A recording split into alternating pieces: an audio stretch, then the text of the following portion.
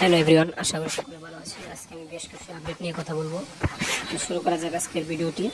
প্রথমে এই ফটোটা দেখেন। এই ফটোতে এখন আমাদের যে আছে কস্টিউম ডিজাইনার সাপ তাণ্ডব ছিল, তুফানে ছিল, বরবাদে ছিল, সেই কস্টিউম ডিজাইনার ফারজানা স্যার এখন থেকে কালা জাহাঙ্গীর ছবি, কালা জাহাঙ্গীর বাইক করতে হবে না কি অলসো আপন এ টাইম ইন ঢাকা এর মানে কস্টিউম ডিজাইনার।